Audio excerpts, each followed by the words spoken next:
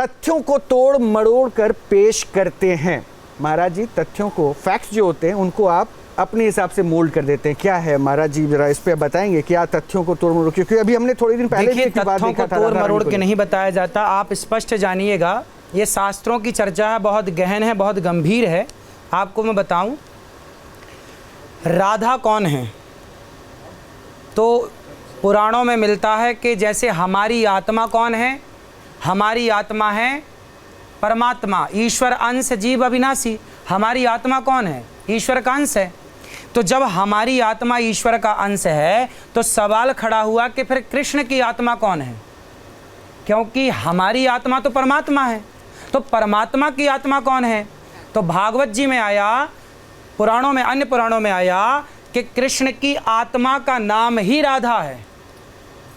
ये प्रमाण है, लिखा हुआ। कृष्ण की आत्मा कौन है? ये तो प्रेम का भाव हो गया ना, लिखा है, प्रेम रैम से नहीं, स्पष्ट लिखित में प्रमाण है। राधा कौन है? कृष्ण की आत्मा।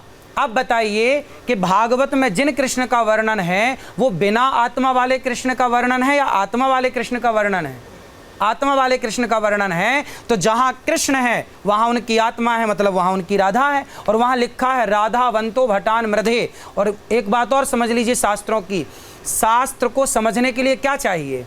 भावग्राही जनार्दना। हमने पुराने बयानों का हवाला देकर अनिरुद्धाचार्य से ये भी सवाल किया कि क्या वो दलितों और अंतर जातीय विवाह के विरोधी हैं? क्या कहा था उन्होंने, सुनिए। पर अगला आरोप है दलितों और अंतर जातीय विवाह का विरोध आप करते हैं, और हम आपको सुनवाते हैं, फिर हम आपसे जवाब लेते हैं। सुनवाई। विवाह वैश्यों में और शूद्रों का विवाह शूद्रों में, क्या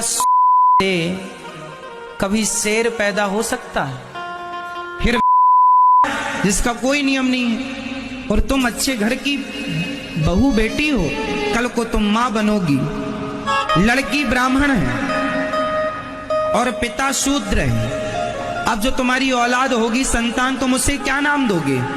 वो ब्राह्मण कहलाएगा कि शूद्र कहलाएगा? बताओ। ना वो पूरा ब्राह्मण हुआ, ना वो पूरा शूद्र हुआ, वह हो गया वर्ण संकरी।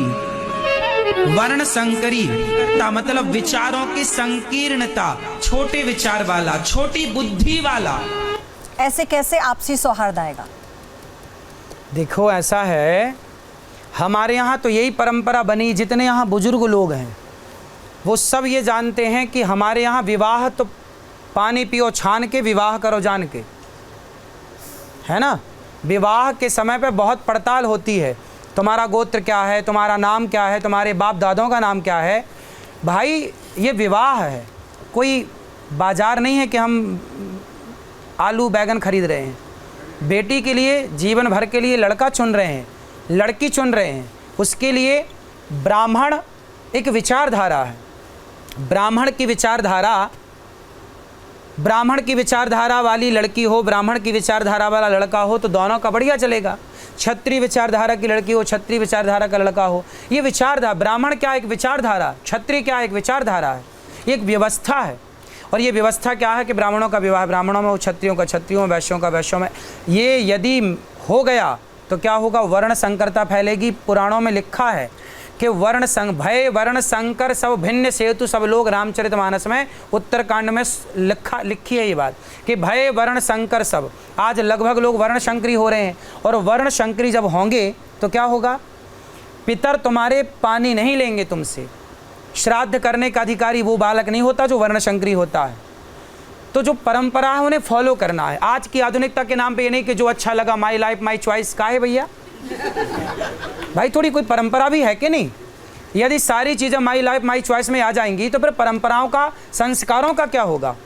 तो वो चीज़ें भी तो आपको ही बचा के चलनी है। सुनो, गुलाब होता है, यदि वाइट कलर के गुलाब को रेड कलर के गुलाब से मिक्स किया जाए, दोनों की कलम जोड़ी जाए, तो उससे जो गुलाब होगा ना वो तीसरे कलर का होगा।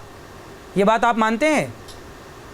उसी तरह कि ब्राह्मण और क्षत्रिय से, दोनों के मिलन से जो संतान होगी वो तीसरी कहलाएगी ना, वो ब्राह्मण ना क्षत्रिय, वो वर्ण संकरी कह। इस वर्ण संकरता से बचना है।